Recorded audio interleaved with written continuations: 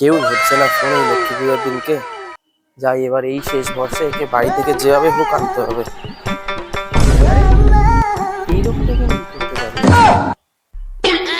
কতক্ষণ দাঁড়িয়ে আছি এখনো বেরোচ্ছে না।